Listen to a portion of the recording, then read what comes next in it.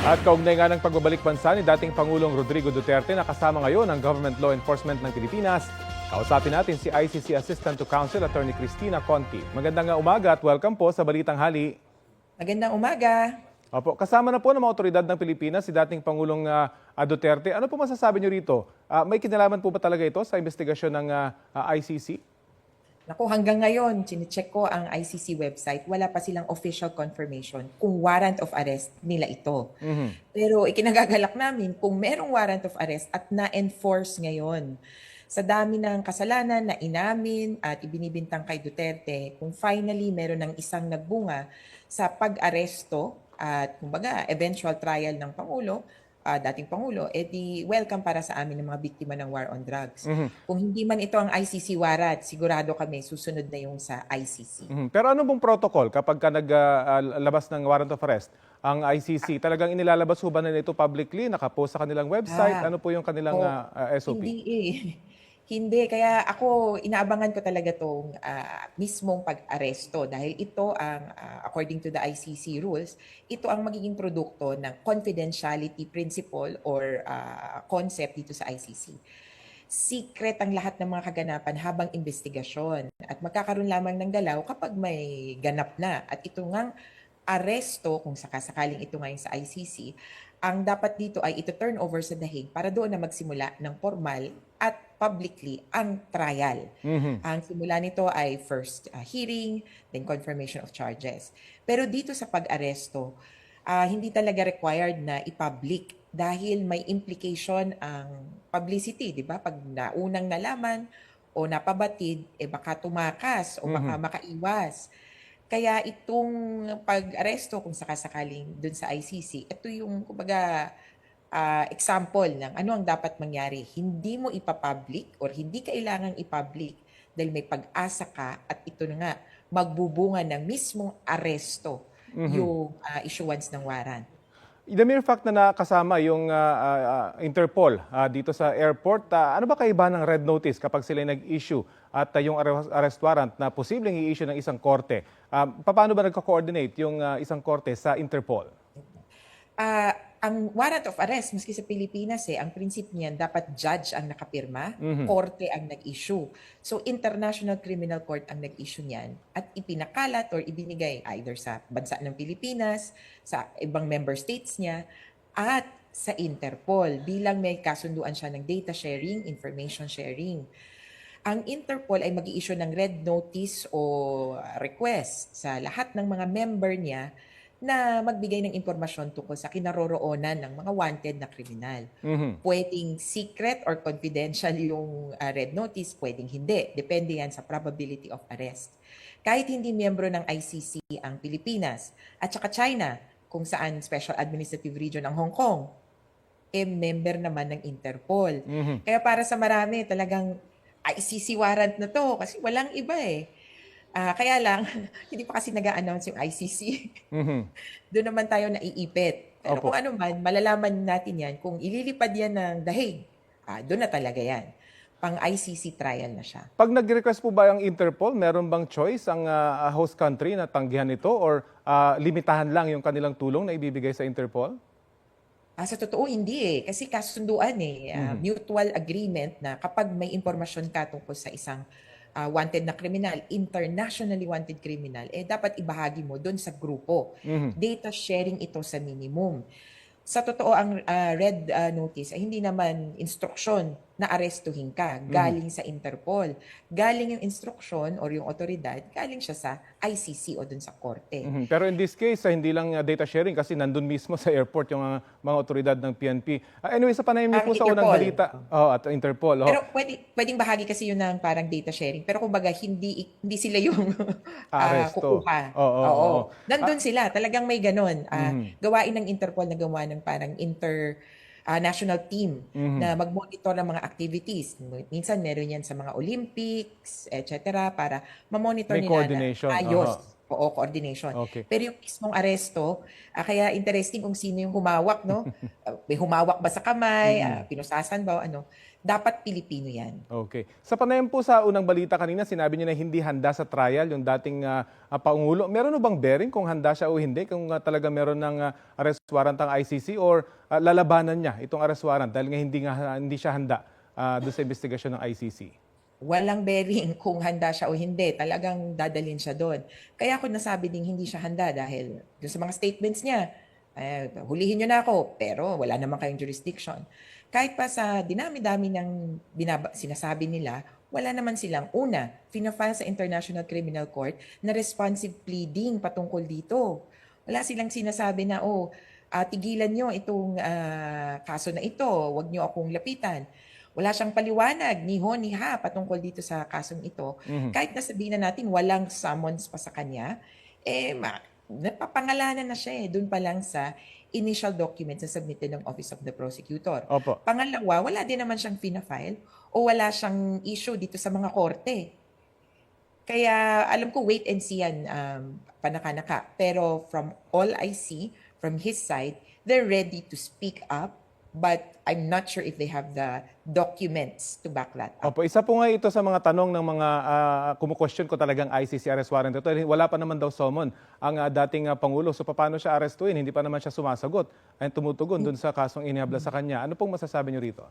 Kaiba sa atin, hindi kailangan yung parang sabina o summons ang mauna. Pwedeng diretso na ng warrant of arrest kahit pa patuloy ang investigasyon. Ito ay sa konsepto, sa diwa na sa ICC kasi matitinding krimen ang tinatrial. At talagang obvious at malamang sa malamang may tatakas. Kaya ang warrant of arrest ay maaring i-issue kapag kitang-kita na ng korte na itong taong ito ay with reasonable basis to believe that he or she is the most responsible for crimes against humanity and may possibility na tumakas siya. Kaya warrant of arrest agad ang i-issue kahit hindi pa tapos ang investigasyon. So for ano po masasabi nyo sa pagtugon ng pamahalaan dito sa isyong ito sa dating Pangulo in relation to the ICC investigation? Kinatutuwa ito ng mga biktima. Kanina may nagpaabot na sa akin na text mula sa isang biktima, welcome na welcome. Dahil hudyat na ito na magkakaroon kami ng pagkakataon na litisin itong kaso na crimes against humanity. Itong, sabi nga nila, prop lang yan, lagi nyo na lang sinisiraan ang aming mahal na presidente. Ito na ang pagkakataon para magkaharap-harap isang korte, patas at maayos na paraan. Hindi yung magsisigawan, magmumurahan, magbabatuhan na lang ng argumento nang hindi naman matatapos. Sa harap ng International Criminal Court, malalaman natin kung talagang siya ba at paano nga ba napatupad itong war on drugs at nagbunga ng libu-libong patay at thousands others na nakakulong at nadetina. Of course, linawin po natin, wala pa rin kasiguruhan kung talagang may warrant of arrest na ang dating Pangulo mula sa ICC. Pero paano bang protocol kapag mga ganitong kaso? Kasi meron na rin mga inisyong ganito against heads of state at kuminsan hindi pinapansin, hindi ba ng Estado yung arrest warrant mula sa ICC. Pero paano ba yung protocol? Kapag nakuha siya, ano yung mga susunod na hakbang? I'll take it from the view of the Philippine government. Siyempre, ayaw kong madamay dyan. I will turn over the accused sa pagkatapos ng service ng warrant to the police of a member state of the ICC. O ililipad ko na yan papuntang, kung ako, The Hague, which is the seat of the court. Doon, bahala na sila. So, tapos na ang eksena ko. Doon na papasok kami bilang mga representatives ng victims kung paano magpapatuloy yung trial. Kasama na yung Office of the Prosecutor. Sa prosecution na Office of the President, Office of the Prosecutor, kung sakasakali ang title, versus Rodrigo Roa Duterte. Pasintabil na po, Attorney. Diyan lang po kayo. Babalikan po namin kayo. May mga breaking lang na balita. May kapapasok lang nga po na balita. Naglabas na ng pahayag ang Presidential Communications Office na natanggap ng Interpol Manila kaninang madaling araw ang official copy ng warrant of arrest mula sa International Criminal Court. Para daw ito sa kasong crimes against humanity. Attorney Conti, ano pong reaksyon nyo? Meron na official na pahayag mula sa palasyo? Syempre, tuwa kami na sang-ayon doon sa naunang pahayag ng presidente na sabi niya, hayaan namin na mag-investigate ang ICC at kung kinakailangan na i-implement ang isang warrant of arrest ay gagawin namin. Ay di nagbunga. Inaasahan namin na tutuloy-tuloy na ito ng trial sa, of course, The Hague. Gaano po kabilis itong prosesong ito? Ngayon at meron ng arrest warrant, nakuha na siya, dadalhin siya sa Camp Crame, I would presume. Anong mga susunod na hakbang?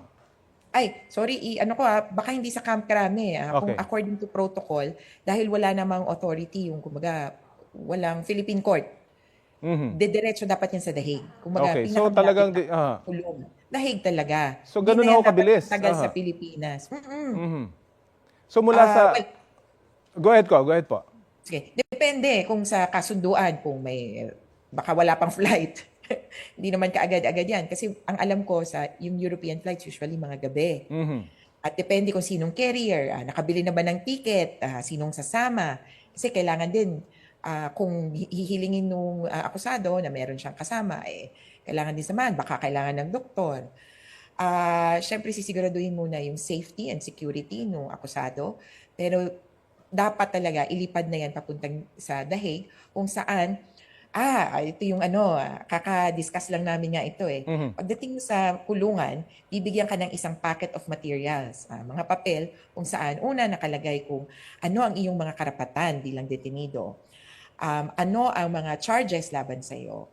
Pangatlo, may listahan ng mga abogado na pwedeng mag-represent sa iyo kasi hindi sino lang ng mga abogado ang authorized na mag-appear before the court. Pag mumuni-munian niya yan, sa loob siguro ng isang linggo, ipapatawag muli siya ng korte para sa first hearing or confirmation of charges, parang arraignment sa atin, at magtutuloy ang trial. Average time daw or period ng hearing sa ICC ay 8 years. Yung isa sa pinakamatagal, 10. Pero isa naman sa pinakamabilis, 2 years. Kaya abang-abang depende din yan kung gaano ka litigious o gaano ka contest ng Duterte camp yung mga charges sa kanya. Ano po kayang ibig sabihin ng isang linya sa statement ng PCO na I quote, inihain ng Prosecutor General ang ICC notification para sa isang arrest warrant sa dating Pangulo, end of quote. So, official arrested na po ba siya? Ang hirap. Inintay ko si Karim Khan. Pero si Karim Khan kasi ang prosecutor ng International Criminal Court at usually ina-announce niya yan. Pero pwedeng hindi naman nga i-announce. With the confirmation of the Philippine government, which should be in receipt of this warrant of arrest, then I have reason to believe na totoong-totoo nga. Kaya abang na kami. Ang oras ngayon ay 11. Madaling araw pa lang sa The Hague. Kaya palagay ko, pagising na yung mga tao doon. So pagdating po ng office hours, mas malilinawan tayo. Office hours sa Europa, malilinawan pa tayo dito sa isyong ito. Yes, mga 5 a.m. kasi ngayon. At saka, ang mas importante, anong oras makakarating doon si Duterte? Kasi doon magsisimula yung taking into custody. Kumbaga, parang ito, arestado na talaga at Opo. hawak na natin. Very, very quickly lang po, yung health ng dating Pangulo, isang consideration po ba ito? Posible, pero sa ICC, maraming mga doktor naman doon. At sisiguraduhin na siya ay matitingnan before siya ipasok sa kulungan and at the time that he is inside the prison. He can also ask for assistance anytime. Okay, sige po. Maraming salamat po sa oras na ibinahagi nyo sa Balitang Hali. Salamat din. Ingat. ICC Assistant to Counsel Attorney Cristina Conti.